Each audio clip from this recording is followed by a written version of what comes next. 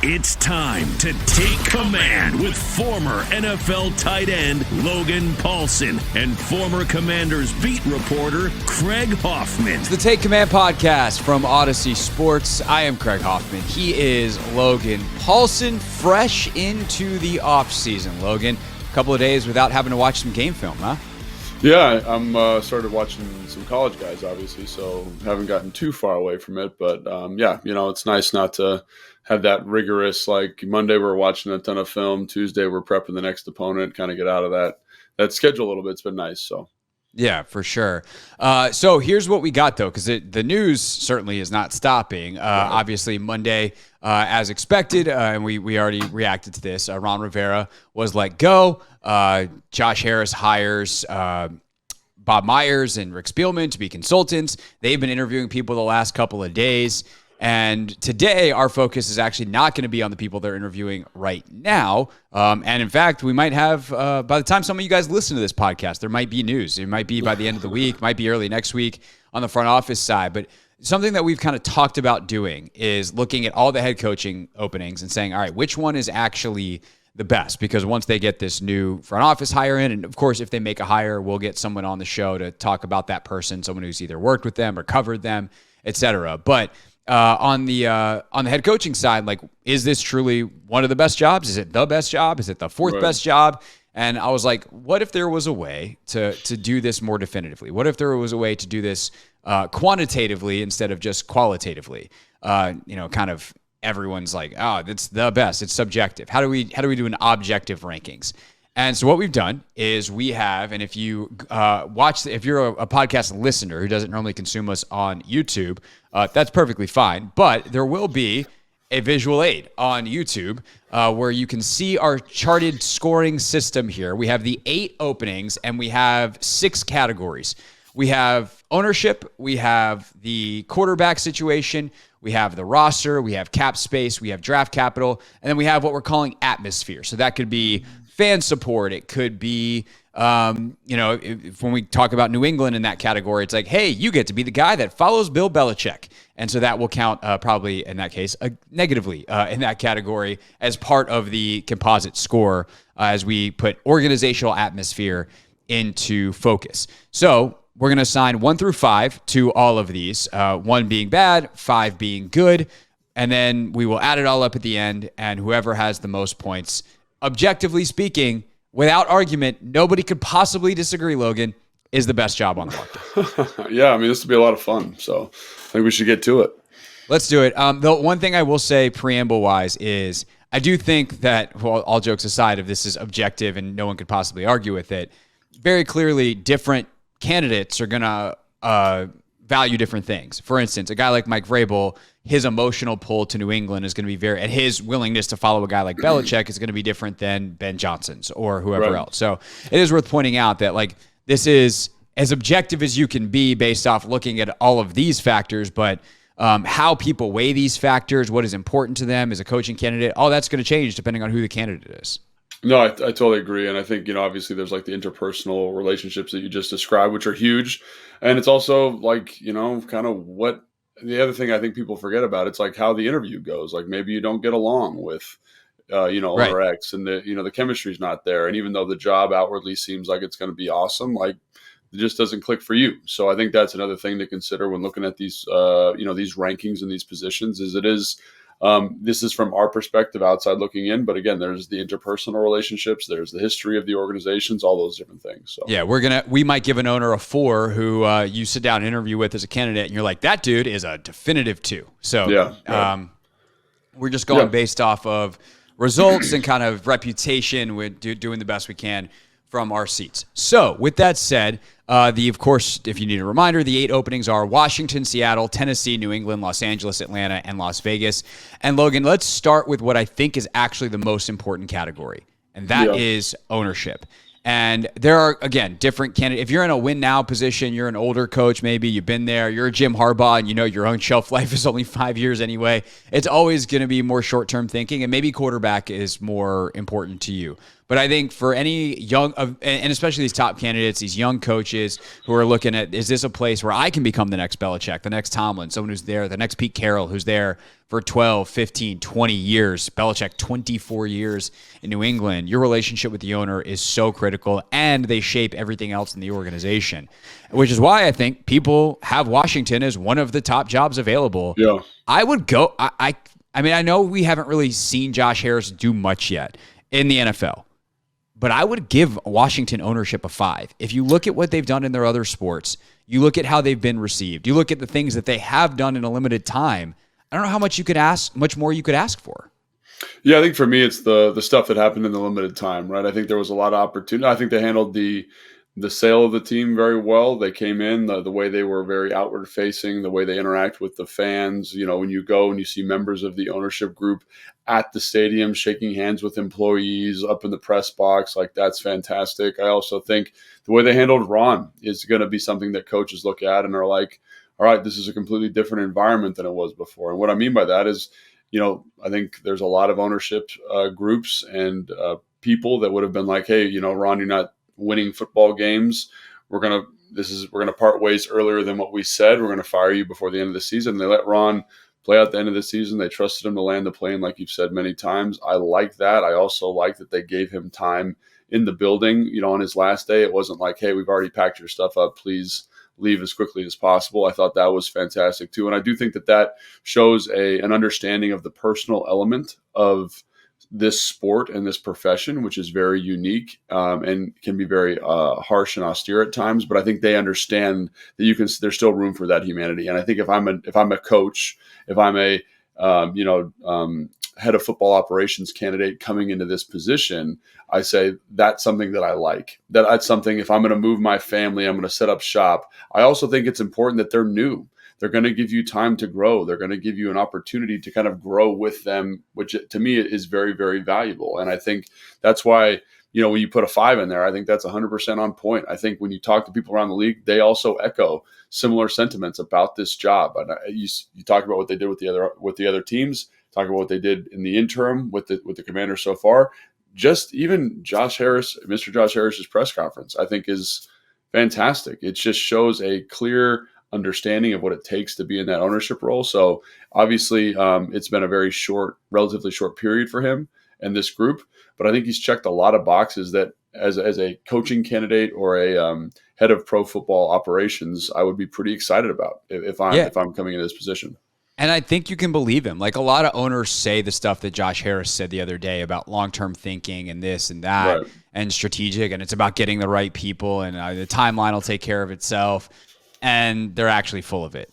We've seen it happen in his other teams. And now, like, if you really want to get nerdy and go Philadelphia 76ers talk, you know, Brett Brown sat through the process, the tanking and stuff, and then they finally kind of turn it around. They get to the playoffs and they lose a little bit sooner than they want to, and they decide to go in a different direction. But he had at least been there for like multiple years. And then they decided that he was the person to get them from point A to point B, and they needed someone else to get from point B to point C. And I think Brett Brown would disagree with that. But, you know, he at least had been there for 5 years or whatever it had been. You know, Doc Rivers, I don't think, you know, obviously things were going downhill for them last year. They lost earlier than they wanted, but, you know, he had a couple of years and, you know, had a chance to make his imprint, and he didn't do the things that he needed to do to keep that job. I think it was pretty clear that it was time to move on. And the NBA and the NFL are a little bit different too in terms of the power that stars have. You know, what Joel Embiid thinks is the most important thing in the Sixers organization. There's no such thing like that in the NFL. And I think when you look at the NHL, what he's done with the Devils, I don't know nearly as much about that, but I'm pretty sure they haven't had a ton of turnover. Certainly not an unreasonable amount, and they've become one of the better teams in that league. So I think when he says something and he hires people, you can trust him to give them the opportunity that he promises you. And by the way, the evidence that we have in the NFL so far of that is Rivera. Hey man, you have the year. You have my word. You have the year. And he gave him the year, even though it would have been very easily and understandable to be like, hey, you've lost 4, 5, 6 straight. We're going to make a move here and give EB a chance to close this thing out. No, I totally agree. And I also think it's important. I just look at how he's handled the what is it, the selection committee? I don't know the exact terminology he's been using for that. The search committee, whatever it is. Yeah, the search committee. And I think like the composition of that group, the names he's brought in, understanding your blind spots. Again, it's very early in the process. There's a lot still to do, but I think when I respect people who handle things in a way that I think is appropriate, and I like getting people who understand vision and perspective and starting an organization and starting franchises and bringing Spielman in for that football perspective, I think is excellent. So I think everything they've done so far, I think indicates that this is going to be a good ownership group. You listen to John Keim's podcast. We mentioned him a lot on this show. He's talking about how executives around the league, personnel around the league view this as a very appetizing job. And to me, that makes 100% sense. Like every box that needs to have been checked so far has been checked, and there's no reason to think otherwise about the position. So, totally agree. All right, we'll obviously spend a little bit more time on each of these on Washington, and then we will say what needs to be said and score the appropriate points for the other ones. So, Seattle is a bit of an interesting one when you look at the ownership situation. The Allen family has owned this for a while. Paul Allen brought it in the 1990s. But Paul Allen, former Microsoft executive, very, very rich man in Seattle, passed away in 2018 and created, before that, it was non-Hodgkin's lymphoma. So he made sure that everything was in order the way he wanted, and that included in his will creating a trust to take care of his sports teams, which not only includes the Seattle Seahawks, but the Portland Trailblazers in the NBA. The trust was instructed to sell the teams, but not with any specific timeline. So Paul Allen was a phenomenal owner. He was in charge of hiring Pete Carroll, and they've had a lot of success during his run, going back to the Mike Holmgren days. But his sister Jody is in charge now, and it's not real clear when she's going to sell. There was some initial thinking that there was a deadline, financial related. I won't bore you with the details, that it was going to be this May. Obviously, as we saw with the Washington situation, sales take time. Seems incredibly unlikely, especially considering she has not actually put the team up for sale yet. So, long story short, Logan, they've been pretty fine as an ownership group since 2018. There haven't been any major shakeups or nothing unreasonable. They've had incredible organizational stability at head coach and GM or lead front office person in John Schneider. But eventually there's a sale coming. We're not really sure when, and that makes it, I think, kind of hard to give too high of a score here for Seattle on ownership. Yeah, no, I think prior to what's his name? I'm forgetting his name at the moment. Paul but Allen. His passing in 2018, I think it was a pretty outstanding group. I think it does all the things you want ownership to do. They're patient. They kind of stay out of the major decision making, or if they are staying, or if they are involved, they defer to football operations. It seemed like a great place to work. A group that invested in the team, in the facilities, and everybody. The facilities are incredible. That I know that's played there has nothing but positive things to say about that old ownership group. Obviously, anytime you add change, anytime you add flux to that position, like you're unsure of how it's going to go, and then you add the potential sale on top of that, I think it becomes a little bit less appealing. If you're a guy, like just take Ben Johnson, for example, he's kind of the number one coaching candidate around the league right now. But if you take him, it's like, I want some stability. I want some opportunity kind of to establish my vision and establish my perspective with the team. And that goes the same thing if you're, the director or the head of pro football operations, same exact thing. So I do think that adds a little bit of flux. And again, if Mr. Allen had still been alive, I think you feel differently about this job, but unfortunately he's not. And so I would say this is because of the uncertainty, because of kind of what exactly is going to be happening over the next 3 or 4 years. I would say this is probably a 2, in my opinion. Yeah, I think so. I would be somewhat inclined to give it a 3 because it seems like Jeff Bezos is going to own the team. But again, like if you're a coach and you don't have, and I was not hired by Jeff Bezos, I'm going to be a little bit uncertain about whether or not Jeff Bezos and the standard is going to be the same. So again, that uncertainty I think is so important for coaches and people, GMs, I directors. Agree. It's really important. So if that's going to be floating around. Yeah, and I would say this, like in general, because of the price of teams now, you're not going to get a Dan Snyder type of owner that's cash poor, right? Like you're going to get an incredibly wealthy person buying the team who's going to have to spend a lot of money and thus be willing to put a ton of resources in. Jeff Bezos is that to a literal extreme. He is the richest or one of the richest people. At this point, he might be back to being the richest people on person on the planet because Elon Musk, his stock has fallen with Twitter and some of his other companies that have gone sideways in terms of their back end financials. Point is, like, we also don't know, though, just because you're super rich, if that means you're actually a good owner. Like, will you stay out of it? We don't know. So I tend to agree that when you know there's a sale coming, but you're not really sure when, that's less than ideal. All right, Tennessee. Their owner is a woman named Amy Adams Strunk. She is the daughter of Bud Adams, who was, I believe, one of like the founders of the Houston Oilers back in the day. Eventually moved them to Tennessee, etc. She's been in charge since the mid 2010s, and I think largely has been fine. I don't think there's anything spectacular here. I don't think there's anything terrible here.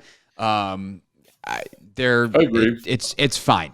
I think a lot of the issues. I think a lot of issues they've had have been around some of the personnel moves they've made, and I think she's done. To her credit, I think she's done a good job of identifying when things need to change. They fired their GM last year, and I think that was a warranted firing. And I think obviously Mike Vrabel leaves the position, but they wanted to keep him around. There was just kind of a lack of flexibility on his part in terms of working with her and kind of filling out some of her requests. And again, maybe that goes back to kind of maybe. Yeah, I would say there's some lack of cohesion between coach, front office, owner.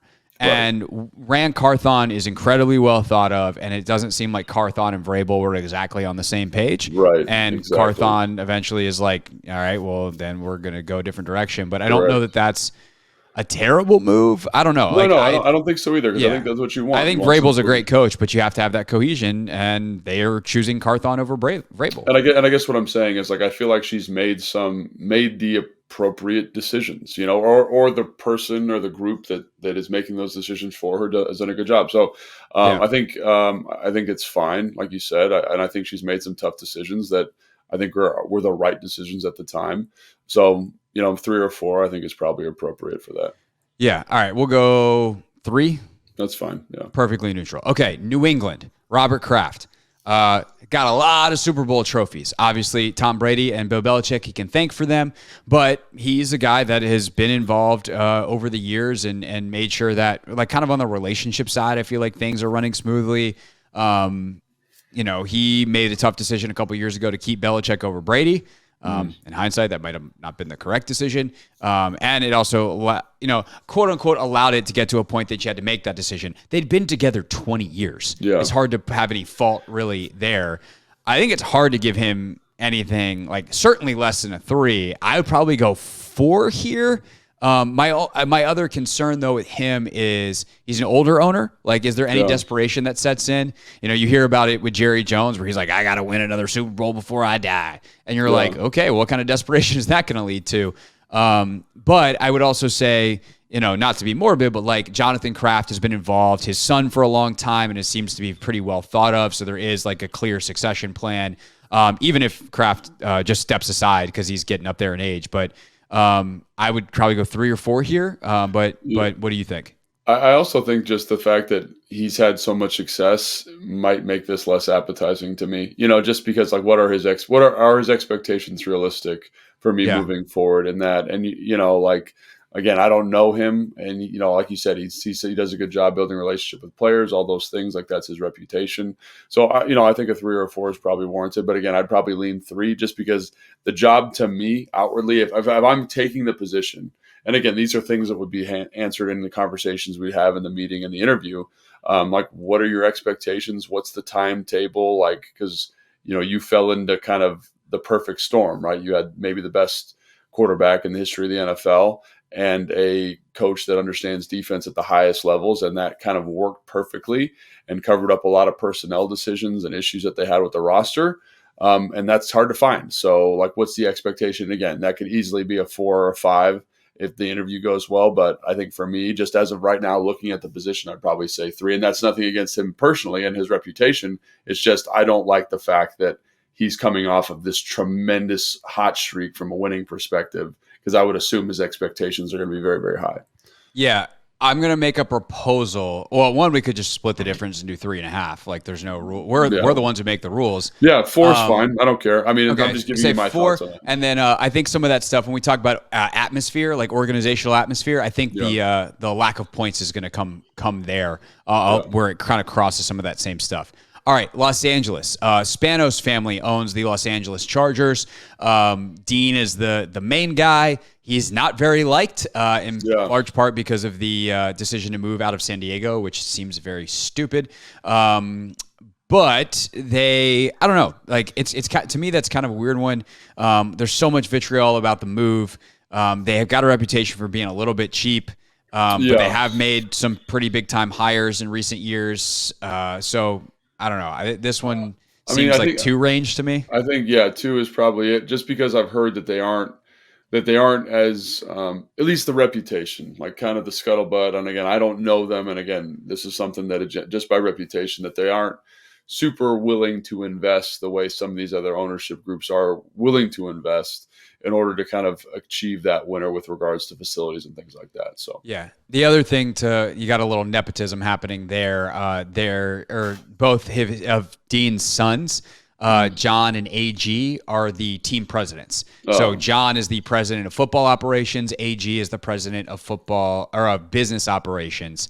And I'd like my president of football operations, generally speaking, to not be the son of the owner, unless my owner is I don't know, Adam Peters' dad. I don't even really like it either way. So no, that's fair. All right, Atlanta. You played for Arthur Blank. I'll let you speak first here. My experience with Arthur Blank was fantastic. And again, a little bit of it's probably because I went from here to Chicago and then San Francisco, where those owners are great, and then going to Atlanta, and he was awesome. Like, he's around, he's very friendly with the guys, he seems to relate to the guys very well, he seems to be willing to develop a good relationship with the coaches. He also understands kind of the needs of the players. So from a personal standpoint, I think he's fantastic. I'd say he's kind of in that 4 or 5 range, but I do think there has been some concern about his haste in terms of, he's an older guy, and like what are his expectations for creating a winner. And I think this job is very appetizing because I think the roster is not that far off, which we're going to talk about in a minute, but it just depends on how you feel about him being a little bit older, quite honestly, and whether or not you feel like he's going to be patient with you or he can afford to be patient. Because from a human side, from an ownership side, from an investment side, like, he checks all of those boxes, at least in my time there. And I got a lot of respect for him. So, I think I'm going to go 4 here. I think Arthur Blank has done a lot of really good things, but he's not, like, he doesn't quite have that end patience to, like, let it pay off. But he has been to a couple Super Bowls during his ownership. Obviously, it feels like the year before you were there, when Kyle was there, they probably should have won that one. Right. We might look back and be like, firing Arthur Smith now was the right move. It wasn't actually a year too early. And if he had stayed, it could have been a year too late. So I'm gonna go 4 there. And he's built tremendous facilities. He's put a lot of resources in, so he deserves that. All right, last 2. One of which is going to be very easy and very bad. That's Carolina. We'll get to them in a second. Las Vegas. Mark Davis, I think, as an owner in Oakland, is seen very different than in Las Vegas. Like, they have really built, I've seen their facilities out in Vegas. Yeah. They're insane. Right. He has put a ton into this. The atmosphere they've created out in Las Vegas is big time.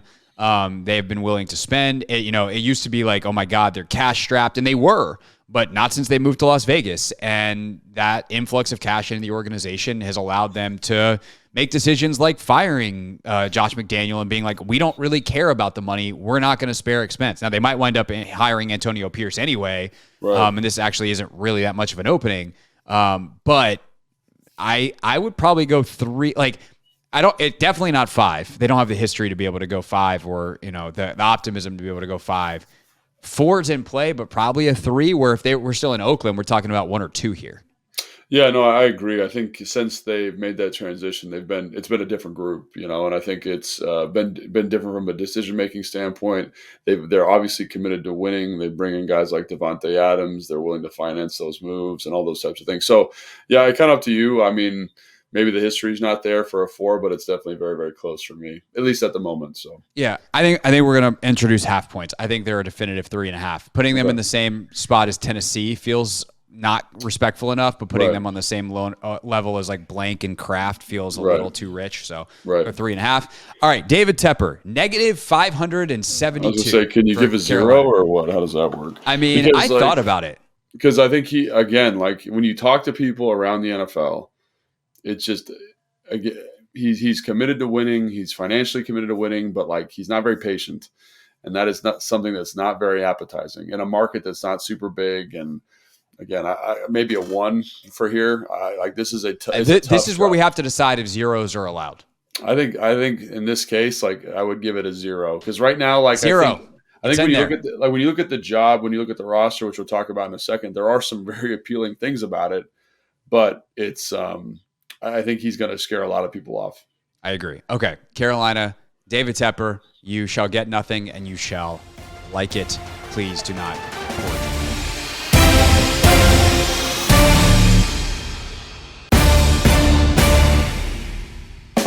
Take command. We are talking job openings, putting some numbers to it. That's Logan Paulson. I am Craig Hoffman. All right, we spent a good amount of time on ownership, Logan, because it's probably the most important factor. Now let's get to the players on the field. We have separated quarterback and roster. That kind of weighs quarterback heavier, but we're going to talk about each of them together. All right, Washington is first. Quarterback. The good news is they have resources to get one. The bad news is they don't really have one. Well, I was going to say this to me, it depends on how you want to look at it. I'd say this is a 4. And the reason I'd say that is because with a second overall pick, you're probably selecting a quarterback. And in some ways, it's very appetizing to me as a head coaching candidate to be able to select my guy, right? To select the person that I want moving forward. And again, that person's not on the roster, but you are going to have the chance to get a very, very talented player at the position, which if you look at some of these other jobs, I think Tennessee is a perfect example. Like, Tennessee or like Atlanta, Las Vegas, maybe better examples, like where they don't have anybody on the roster. They don't have an opportunity to get a quarterback. And I think that second overall pick, it can't be overvalued in this equation because of what it gives the incumbent, the staff, I think. And so it depends how you want to weigh that. Do you weigh that in draft capital? Do you weigh that in whatever? But that's what I'm toying with. But I think you've convinced me that is correct. Like, it's a big deal. Like, because if I'm making the decision, it's like, wow, I get to draft a guy, second overall, quarterback most likely, that I can build around moving forward. That is my guy that I have for 5 years at a good contract while we build the roster out. This seems like a pretty good situation, even if it's not the first quarterback taken off the board. I'm tempted to bump it down to 3 in part because you have that draft capital thing coming, and it also means like. But I'm saying if I'm making even then, like you're dealing with a rookie, right? Yeah, but if I'm making a decision though, as a head coach, like Carolina, the situation's a little bit funny to me because I'm married to Bryce Young. Here, I get to pick my guy, and I think that flexibility is important for the coach. Okay. Now, if you're rating the roster as it exists for quarterbacks, it's like a 0. It's like a 2 or a 3. It's not very high. I would say, Sam Howell's a whatever he is a floor. Like you do have a good backup quarterback situation in Sam.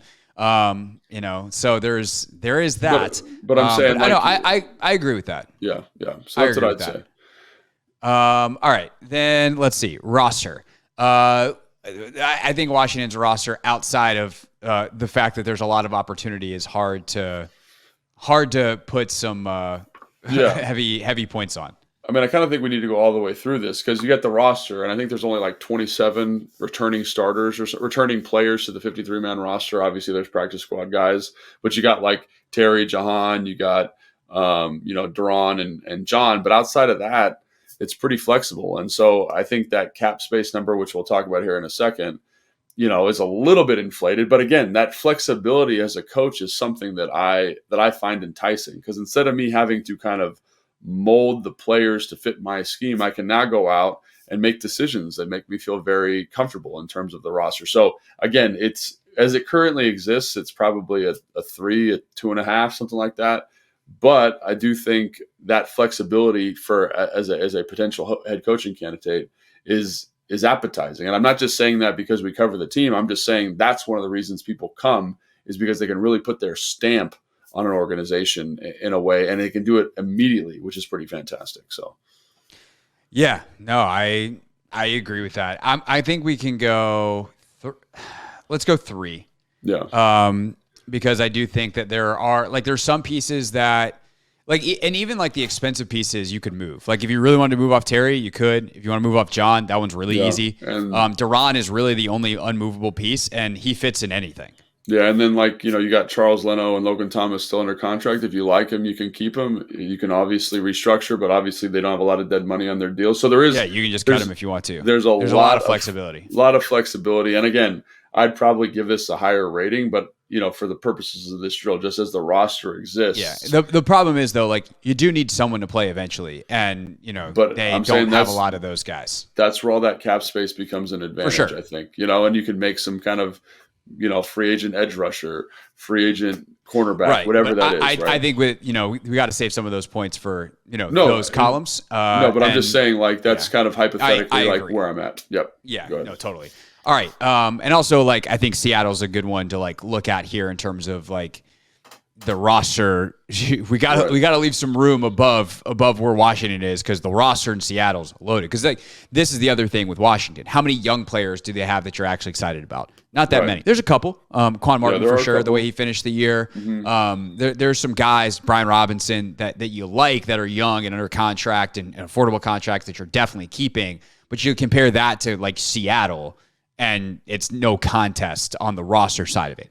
Quarterback's interesting because they have a solid one in Geno for another year if you want him. I do think they can move off of him pretty easily as well. Drew Lock is a free agent, but they don't really have a great way to acquire a quarterback like Washington does. And I think that's good and bad. I think Geno's a very good starter, and I think he's at a good number for the team. It's a favorable contract. It allows you to keep guys like DK Metcalf, Tyler Lockett, and you just drafted Jackson Smith and Jigma. You got Charles Cross on the roster, kind of your left tackle of the future. You got Abraham Lucas, who's a piece for the future, and then you got that fantastic secondary. So I do think this roster, if you're looking for a roster that's ready to win approximately now, you make a couple of good draft picks, you're doing okay. And so I do think even though the quarterback's going to be lower, I think the roster is probably... I think this roster, non-quarterback, if we're taking quarterback out of it, this roster is maybe even a 5. Yeah, I'm going to say 4 because I think there might be better rosters available. But I do think that it's definitely close. It's 4.5 maybe. It's a good roster. I don't know if there's a better roster. Well, maybe Atlanta might be a better one that's on this list. But in the NFL, if we're going NFL wide, there are better. So 4 is probably right. Yeah, so I think that's probably right. And I think Geno is probably a 3. But again, there's value with that 3 because I think he can win you football games. He's at a good contract number. Now, if the contract was bad, it's the Denver Broncos, for example, I think you probably give that a 2. So for sure. All right, Tennessee. Quarterback, interesting for them. What do you make of Will Levis? How do you rate him? A young guy that you're not 100% married to because you wound up taking him a lot later than a lot of people thought he was going to get taken. Showed some promise last year. I personally loved what I saw from Will Levis this year. I think he's physical, he's competitive, he throws the ball like an absolute maniac, which is awesome. Again, I worry a little bit about kind of that year 2 sophomore slump. I worry about how he plays the game to a certain extent because he's always exposing himself to injury. And I'd probably feel better about him if they had more stuff on the offensive line, right? You look at this roster and you're like, man, it's pretty messed up. You got DeAndre Hopkins, I think, for another year. Traylon Burks, the former first-round pick, hasn't really played to that expectations. You made a big signing at left tackle with Andre Dillard. That didn't work out for you. And then you got Peter Skoronski, who you dropped in the first round, but the offensive line is kind of, I don't want to say a bunch of retreads, but first-round picks who haven't worked out, who haven't lived up to expectations, and there's not a lot of weapons offensively for him to work with. So I think the quarterback you feel good about as a piece you can build around, but you got a lot of building to do, if that makes sense. And then defensively, it's kind of the same thing. You don't look at it and be like, wow, there's a piece here that we're really pumped on. It's like a bunch of guys who are they're good NFL players, but there's no great. And I think that's, again, a reflection of kind of some of the turmoil they saw at the GM position. So yeah, no, I agree. Carthon, it feels like he's done a lot more cleaning than he has building. There's been a lot of preparation to build. I think they're 3 at quarterback. They've also got the 7th pick in the draft, so they have the ability potentially in a quarterback-rich draft to do something. Or you kind of build around Levis. It's what Washington theoretically was in last year of like, hey, young quarterback you can build around. And I think he's more buildable than than Sam was for sure. Yeah, right, exactly. But it's the same concept that we talked about all year. And then the roster, otherwise, like it's not great. Two, maybe. I mean, you're losing Derrick Henry. You're losing kind of the engine for that. The offensive line needs some pieces. Now, it's doable. It's doable in an offseason to kind of add some meat to that sucker. But they've got a ton of cap space. Yeah, and so you look at the things they need. They need receiver. They need offensive line. This is a heavy receiver offensive line draft, so they can make some waves there. And then, like you mentioned, the cap space. But they do need some work there for sure. For sure. All right, New England quarterback one.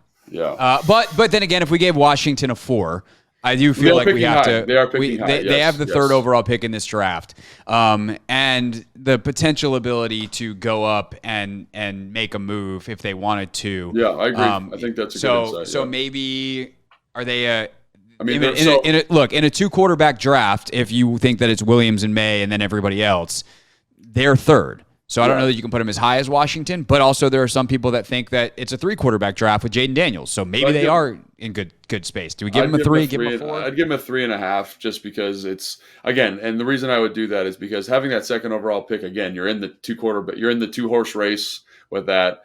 New England's not. They can trade into that position. They're going to have to give up some capital. They can also trade out of that spot if they want to. It's a valuable piece on the board for them. And in the same way that it is for Washington, it's just not quite as valuable. So, it's pretty blank slate. Otherwise, they don't they don't even have a Sam Howell situation as a backup. I mean, Bailey Zappi's not as good as Howell, I don't think. And Mac Jones is a first round failure on the roster, which is not good. Probably traded, As for the rest of the roster, like offensively, there's basically nothing. Defensively, outside of Ramondre Stevenson. Defensively, though, they've got some guys, or did they just have a Belichick system that got more out of some not very good players? Yeah, I think that's the $1 million question, because I think when you look at this defense, you're like, man, I think it ended up being a top 10 defense this year, if I'm not mistaken, or close to that. So very productive, good football players, like guys that are just fun to watch. They're physical, they're tough, they're smart, and again, how much of that elevation is from Bill Belichick, who knows? Probably a lot, I would assume. And that's why I think a hire like Mike Vrabel is so appetizing to them, because you keep that defensive continuity with a guy who's got a little bit, who can kind of build offensively a little bit better than other people. But I think to me, the story is offensively, right? Both their offensive tackles are leaving in free agency. They don't have a number 1 receiver. Their running back's good, but they're starting 2 rookies on the offensive line. And that's it at guard spot. So it's kind of, there's not a lot there. There's basically no meat on the bone. Kendrick Bourne is leaving in free agency. Very, very tough. So I think defensively, you've got a nice nucleus of players, guys that can make plays, guys that are physical, but you need a coordinator to come in and kind of sustain that. And then I think offensively, there's so much work to do. Like, I don't want to say it's a 1, because I think the defense keeps them up, but I think it's 2. You need some heavy lifting there in terms of pieces to kind of get going there. So, yep. Also, at this point, if you're watching on YouTube, I've realized our formulas over here. I didn't do a good job on the totals, so we'll fix the totals after we finish all this, and then we'll be live updating after in our final segment. Los Angeles, the Chargers, quarterback 5. You have Justin Herbert. He's under contract. Maybe 4.5. I don't know. If you're looking at his contract, maybe, but it's. But quarterback contracts they look horrible when you sign them, and in 3 years he'll be the 7th or 9th or 12th highest paid quarterback in the league. That's a 5. And I'm just saying that just because I hear fans going, "Oh my gosh, you're paying a lot of money." Just we acknowledge that he's a good football. Good quarterbacks cost money. You want to know what? They're also worth it. Yeah. The rest of the roster, not so much. It's old, it's injured, and it's expensive, and it's all not going to be there. Like, we have the list of big-time free agents that are already on their way out in Los Angeles. Austin Johnson, their defensive lineman, who's a starter. Austin Eckler, obviously. Gerald Everett, tight end. Like, some of their offensive linemen. I would probably push back a little bit on the roster, and the only reason I say that is because, like, they do have some interesting pieces. It is getting older. They do have a hard time staying healthy. Some of the guys are gonna, like, you name 3 players, they're gonna have to cut 2 of them. Yeah, that's the problem with that roster. And we don't know which ones yet, but the roster isn't as good as it looks today. Also, I think we should bump down if Justin Herbert's a 5. I think we should bump down that quarterback to a 3.5 probably. Just because I think for the Commanders, just because I think that just because I think that like there's still an element of risk. You're not going to get the right guy, but for the roster for the Los Angeles Chargers, I do think that. Yeah, it's tough. I mean, I think they've got a good nucleus of young offensive linemen that are playing pretty good. I think the backup running back there is a fine player. I think Quentin Johnson, their first round pick, didn't really elevate and step up the way you thought. They really, Mike Williams is a heck of a football player, but he's always hurt. Keenan Allen's an awesome football player, but he's 34 now? Yeah, 33? and one of those guys, if not both of them, are going to be gone. Right. And so obviously a heavy wide receiver draft class, they can fix this. They can solve these problems. But I think it's like a 3. I think the young offensive line is huge. And then they have a couple of interest. I mean, they still have Derwin James. I think the defense there is so bad, bro. I think you really got to look at that and be like, because you look at the pieces leaving. And again, Joey Bosa's coming back off IR. He's not been the same guy for a couple of years now, but there's just a lot of holes there and guys underachieving. And that might have been because of the coaching, and that maybe it's a group that kind of turns a corner, and you feel better about. But, they got Tui Tulopu, who's a good second round pick who's playing well for him. But there's, again, kind of not a lot of young pieces. You're like, oh, this guy, we can build around him. Oh, we feel good about this guy. So maybe 2.5. I don't know. But because, again, 2.5 sounds right to me. Yeah. All right. Atlanta quarterback. They got they have the 8th pick in the draft, which, by the way, 3rd year in a row they have the 8th pick. That's a wacky bit. It's a super wacky bit. Obviously, there's going to be an excellent football player there in this draft. This is a pretty deep draft, but I don't know what they're going to do. I think it's like a 2. Because if you look at the free agent market, you kind of say, well, who do they go out and get if they need to get somebody? Kirk Cousins, who's coming off an Achilles, he's the guy this offseason. And outside of that, but Minnesota wants to bring him back. And it's like Jacoby Brissett, maybe. And so that's kind of what you're dealing in free agency. So can they get a quarterback in this draft? Now, there are guys. There's Bo Nix, Michael Penix Jr., who are going to be later down the list. But, how comfortable do you feel about that at 8?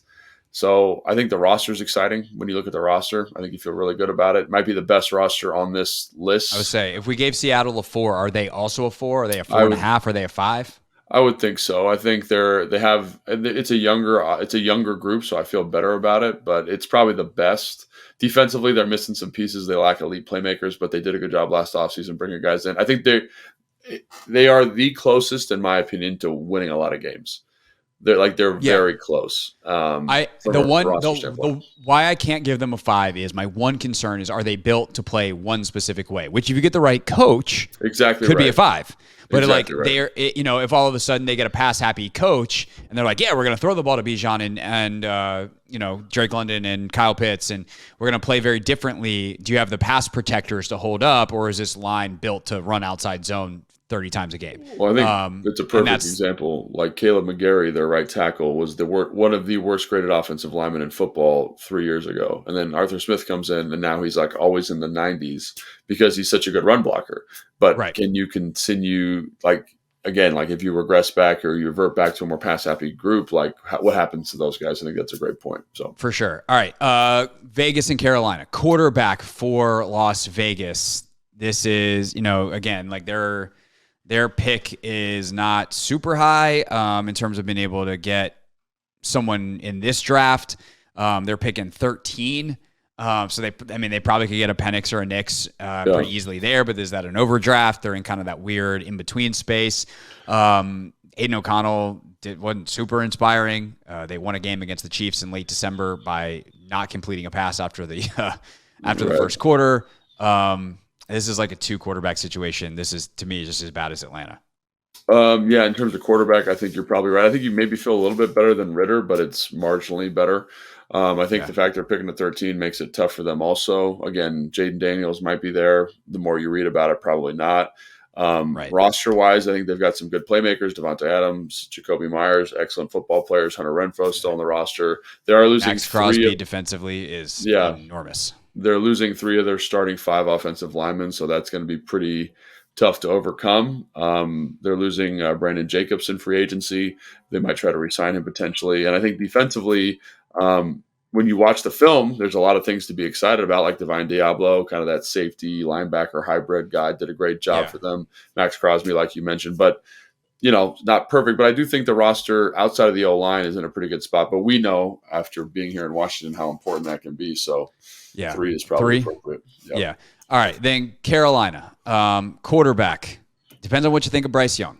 Yeah, I mean, I'd probably say he's better than O'Connell. You probably, because he's a first-round pick, you got to make it work. There's the expectation that's going to happen. But again, like, if you don't love him, like, that job's going to be not very appetizing either, I think, is the problem. I think it's like a 3. And it's also hard because do you judge him based off what you thought of him, your evaluation coming out of Alabama, or how much do you factor in what happened last year, considering how much of a mess everything was? But he still was a guy that most of the NFL thought was appropriate as the number 1 pick. And if he wasn't, he was your second quarterback behind Stroud, and you still like him a lot. Yeah. I think you probably feel fine about that. I think then the roster is funny because defensively they're pretty talented. They've got a lot of young pieces. You're like, oh, this guy's here. Like secondary, J.C. Horn. Defensive line. But they're also going to lose potentially Derek Brown and Brian Burns. Derek Brown's still under contract? No, Brown's under contract. Burns is a free agent. My bad. Yeah, Burns is obviously tough, and I think they'll make a pretty good push to get him back. I think when you look at they're fast, they're physical up front. They're a fun defense to watch. They got Patrick Chung? No. What's his name? Very talented secondary. J.C. Horn is back, healthy, looking good. That's a good defensive group. In a way that's better than New England, for example. Then offensively, they've made some investments on the offensive line, which you feel good about. They just don't really have any skill position players outside of the running back. So I think this roster is actually relatively appealing, honestly. Especially in a receiver-heavy draft, I think you feel pretty good about it. But you don't have a first-round pick, so you're going to be kind of in a tough spot. So yeah. I don't know. Probably, it feels. If you more got that exciting, much talent defensively, like are they equivalent to Las Vegas? It feels more exciting than Washington to me, honestly. Like when you look at the numbers and look at the players there, I think it's probably 3.5. But it's again, like, it's how you weigh the quarterback spot and stuff. So yeah. All right. So that is that.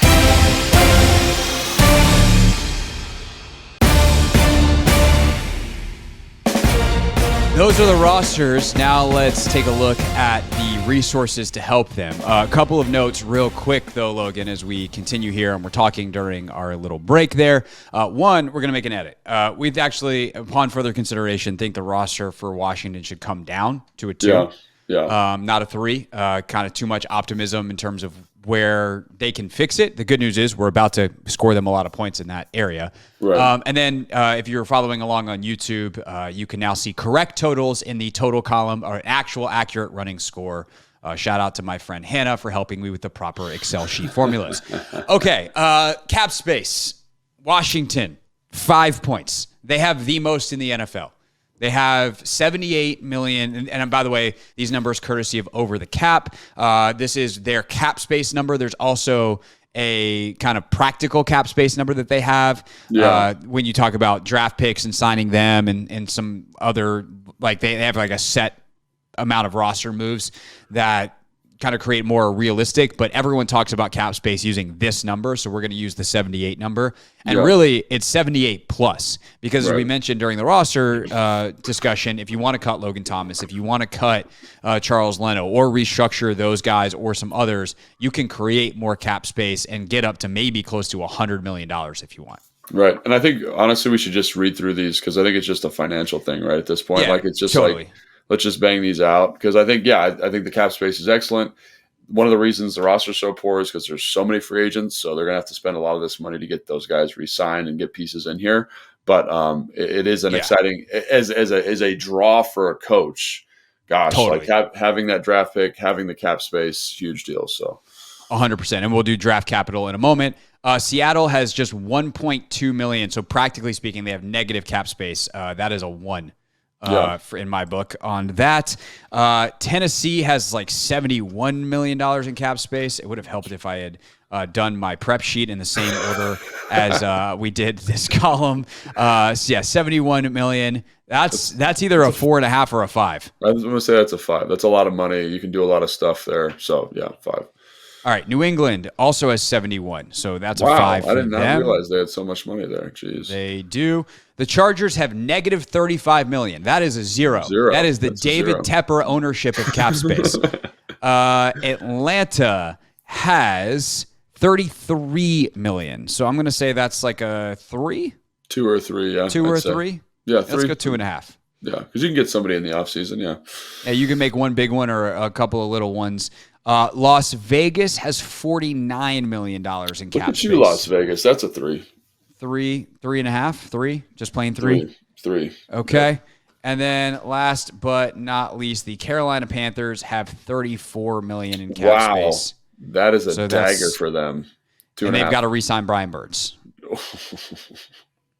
Jimmy, that's a tough deal for them. That is Goodness not good. Gracious. All right, that brings us to draft capital. Washington, they have 3 top 40 picks. They have 5 top 100 picks, including the 100th pick, which is the the traded pick for Chase Young. They actually have 6 top 103 picks because they're at the top of the 4th round as well. That's about as good as you can ask for. I mean, it's not. I actually think this is they have number 2 overall pick, 3 top 40, 6 top 103. Yeah, so I think it's not like the Philadelphia Eagles last 2 years where they had like 2 first-round picks. And, that's true. It's not that good, but it's pretty gosh darn good. 4.5. Yeah, that's the range we're talking about. So I think pick one. whatever you're feeling. I'd say 4.5. Yeah, 4.5. You have the number 2 pick in a super quarterback rich draft. I think that's pretty darn good. All right, the Seattle Seahawks. They are somewhere on this sheet. They have pick 16, but they have no second rounder. They have 2 thirds, pick 78 and 81. And then they have everything 4 through 7. So no second rounder hurts. Pretty neutral to me, though. Like it's not great. It's not bad. It's not like the LA was a couple years ago. I think that's pretty stock. Maybe 2.5 if you're pissed about the second round pick. But yeah, I'd say that's a 3. All right, Tennessee has the 7th overall pick. They have pick 38. They have no third rounder. Have everything at 4 through 7 and an extra 7th rounder. I'd say that's. Again, no second rounder is kind of a big deal. Maybe 2, 3.5. They do have a second rounder. Oh, no third. So maybe 4. Maybe I don't know. It doesn't feel right. I think 3.5. 3.5. 3.5. When you got the 7th pick and the 38th pick, that's pretty good. All right, New England. They obviously have pick number 3 in this draft. They also they're basically straight through. They've got 3, 34, 68, 103, 135, 181. 1 pick per round, 7 draft picks. Yeah, I mean including that's the third. Pretty standard. I think that's good. Obviously, having I think that's because the other thing too is the way the second or the rounds down work. Those tiebreakers rotate, so they actually have the second pick of the second round, which is excellent for them. So 4. Yeah, I think that's probably right. All right, the Los Angeles Chargers. They have the 5th overall pick, 37. Wow. They've got their pick straight through, including a bonus 7th rounder. I think that's also pretty good. I think that's I think that's a 4. Yeah.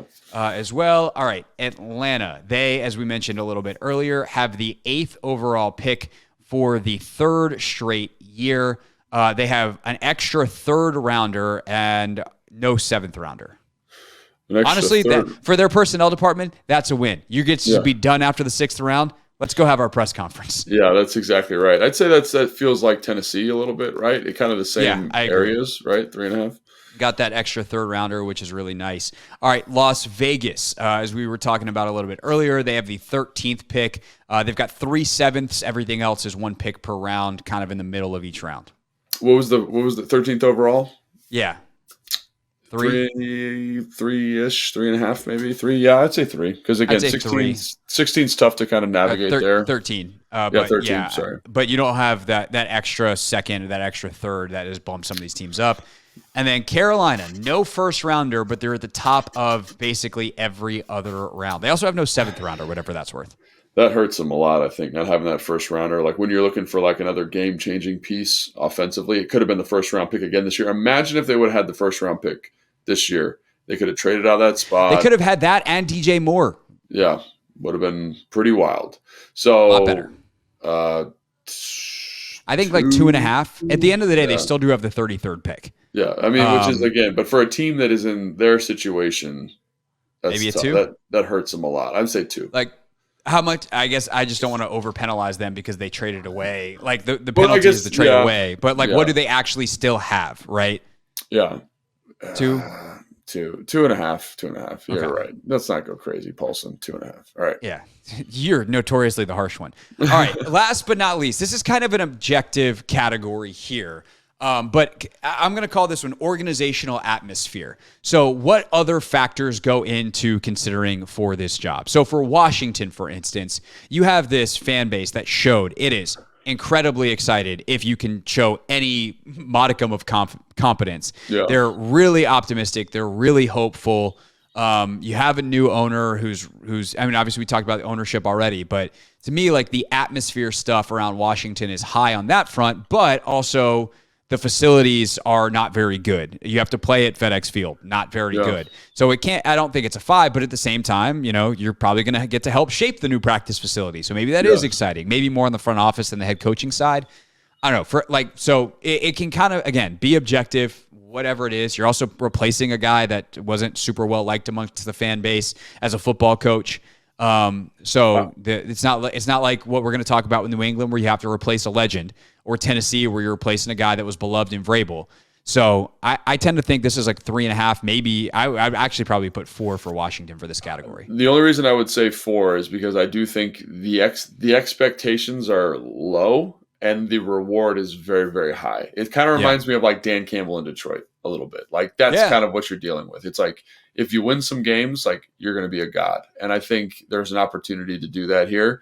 And the fan base is spectacular when this team is winning. Like I think back to 2012 and like, that's what you're dealing with here in a big market, in a big city.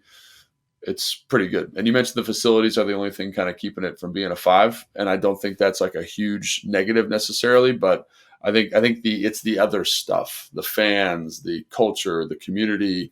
If that thing gets going, you're feeling pretty good. So yeah, I mean, it is a tough media environment. As opposed to Seattle, which is like they've got great, sports talk radio and everything up there. In Seattle, it's not like it's a small city. Seattle's like, I think, the 10th biggest city in the country. But the atmosphere is a little bit different. West Coast, more laid back. Your facilities are immaculate. You are having to follow Pete Carroll, but Carroll will be around and in the building and theoretically, and hopefully will give you a sign off. And this is one where it matters who you are too, right? If Dan Quinn takes this job, following Pete Carroll is not nearly as big of a deal. Like you were a part of the magic. Right. If you are some random young offensive guy coming, if you're Ben Johnson coming in this job, who's the new guy? Who's the out of towner? That's a great point. And I think the combination of the facilities, the recency of winning, I feel like this is a really good atmosphere to be in. Like I was going to say 4.5. 4.5, I would say. I'd give it a slight edge because you also have like one of the best stadiums, crowds in the league. And the facilities and everything's there. I think that's a pretty good atmosphere. So, all right. Tennessee. The fans, like Titans fans care. No one cares about the Titans outside of Tennessee. Right. I don't know how their facilities are.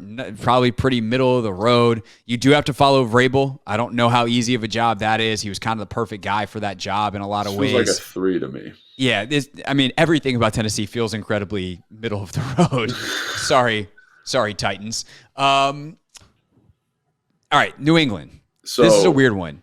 It is a weird one. Like, my family's from Boston, and like you will not get a more supportive city of your organization and your team, right? Yes. They're also insanely critical of your team, right? And especially following someone like Bill Belichick, I think the atmosphere is going to be off the charts. I think if you want to like create an environment where you're just like the dude, like they're going to love you up there if you win some football games, but they're also going to let you know if you're not doing well, much like here, right? I think I would say it's that might be a better. Would you agree, Craig, that that's a better atmosphere than Washington when it's going well? I mean, it's close. It's like it gets crazy. When it's going well, but I think because of the recency of success, the patience level is lower. Yeah. I think one of the best things Belichick did for the new person is be absolutely terrible the last 3 years. Like, you're not replacing Belichick after he and Brady win that last Super Bowl. You're replacing the recent Belichick who hasn't drafted a Pro Bowler in 10 years. Yeah. Or sorry, not a Pro Bowler. You haven't drafted a guy who got to a second contract in 10 years. Right. And I think, you're following Belichick, so I don't think it's as good as here in Washington, but I think it's like that city will love you. Yeah. Maybe 3.5? Yeah, I'll give you 3.5. I would say the one guy who kind of gets an exception there, a la Quinn in Seattle, is obviously Vrabel. All right, yeah. Los Angeles. It's a 5. You get to play it. Yeah, for sure. Los Angeles. You get it. Automatic, floor safety piece of you get to play at SoFi, which is nice as hell. But then again, is a place that a lot of other fans go. So actually, on game day, I don't know how great of an advantage that is for LA. You're in a 2-team town that barely supports the first team, and you're the second team. Yeah, this feels like a 2.5 to me. And again, I'm from LA. I love LA. But there is you do get to live in Los Angeles, which is nice. Yeah, which is great. And again, that's awesome. So maybe it's a 3. But in terms of supporting the team, it's not New England. It's not Washington. It's not Seattle. It's not even Tennessee. Like, there's so much other stuff. If you're not winning games there, you'll have 1,000 people at your game. Like when we played LA, the Chargers, when I was in Houston in 2019, after they had just moved, it was a 20,000 seat stadium. There was 5,000 people in the stands. Like it's not a football town the way some of those other towns are. So no, I absolutely capping them at 2.5. I would probably give it a 2 to be honest. Yeah. But Sunshine Point. It's an LA. 2.5. It's a half. It's a half a point, right? All right. And by the way, it is a place that, because you're in LA, it's a place that pro athletes like to live. So from a recruiting standpoint, if you ever get cap space, as I stare at the 0 in that column for them, you maybe can recruit some folks. Atlanta is another place that NFL players like to live. You played here. That town will get behind their Falcons. They love it down there. It's not as high pressure as some of the other media markets. College football can overrun you a little bit. You get to play in one of the nicest stadiums in the country. The facility, the practice facility is great. Yep. This seems like a 3.5. It's a nice spot. I think the only thing is there's other.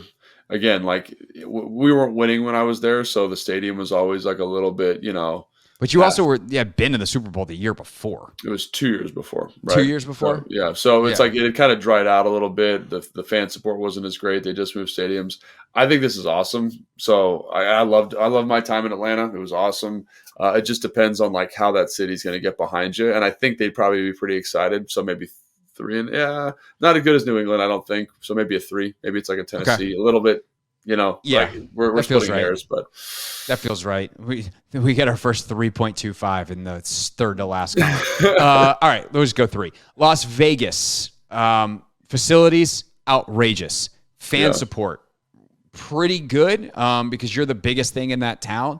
That said, there tends to be a lot of opposing fans there. Yeah. You get to live in Las Vegas for better or for worse. Right. I don't know what to make of the atmosphere in Las Vegas. A sentence that has been uttered many times by many people. Yeah, I think with Atlanta, there is a football feel to that stadium, which is great.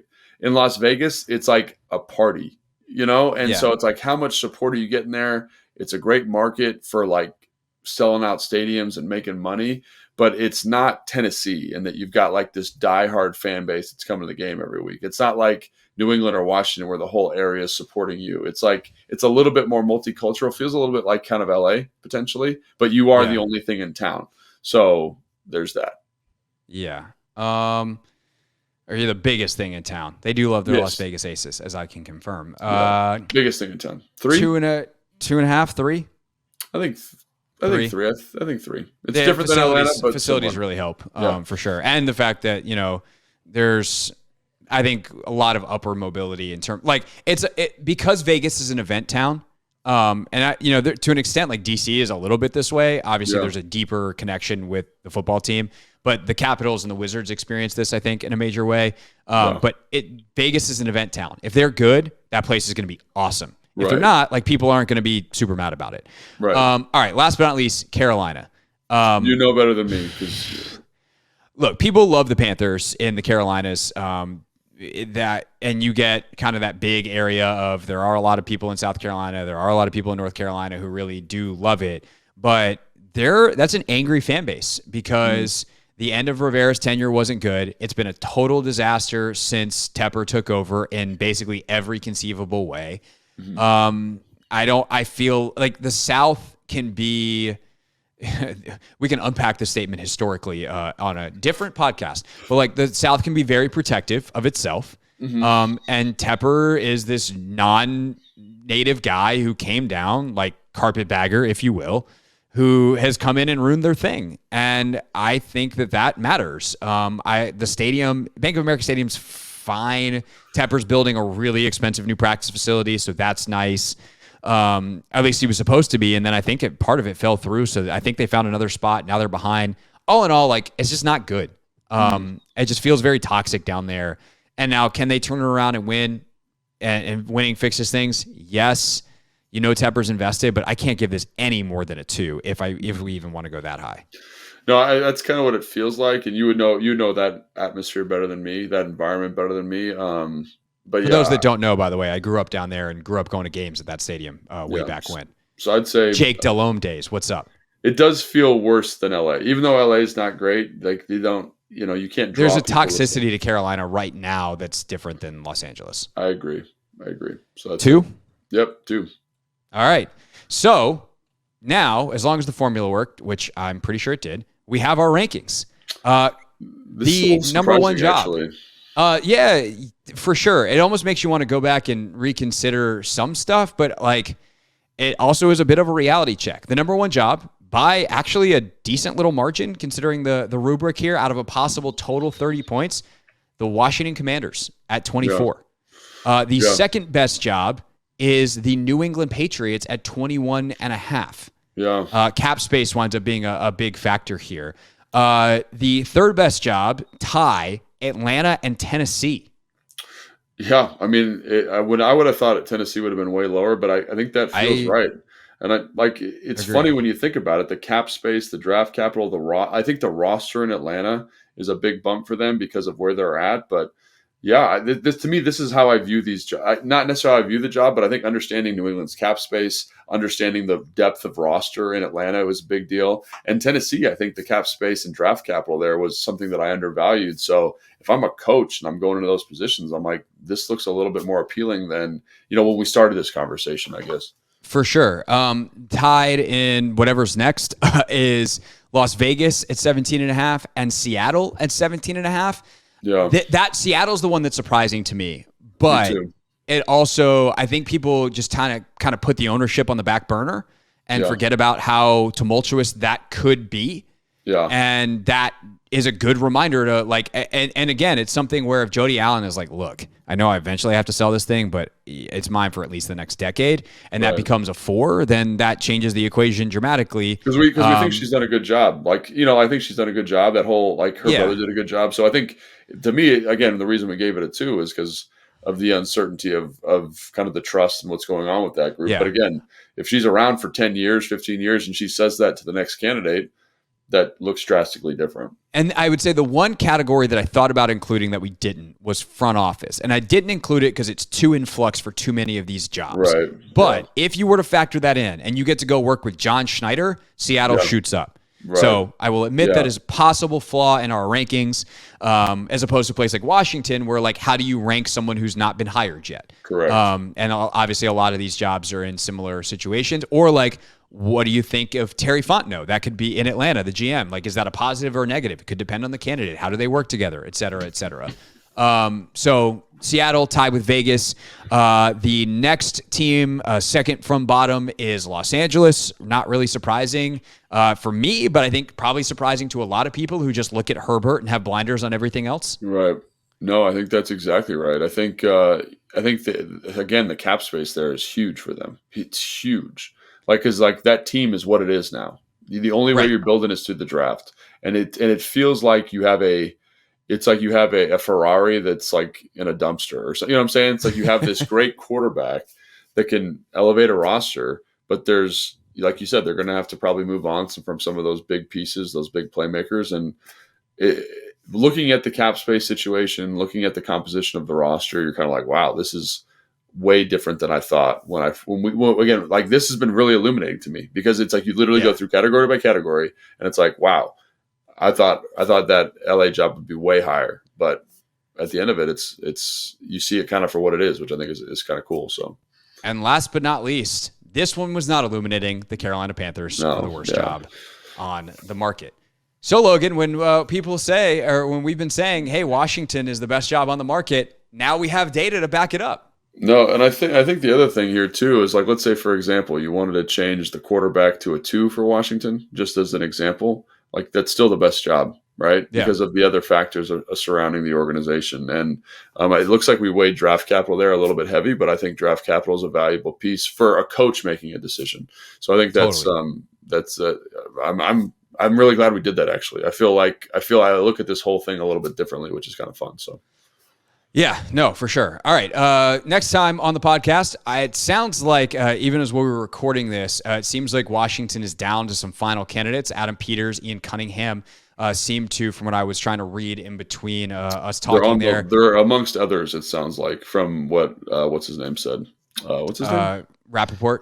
Thank you. Yes. NFL Network. Yeah, but they are moving towards final interviews quickly. So very possible next week when we do our podcast that we will be talking about a new lead executive for the Washington Commanders. So make sure you tune in. Then this week was like a weird transitional week, but next week we are planning on being on our new offseason schedule, pods twice weekly.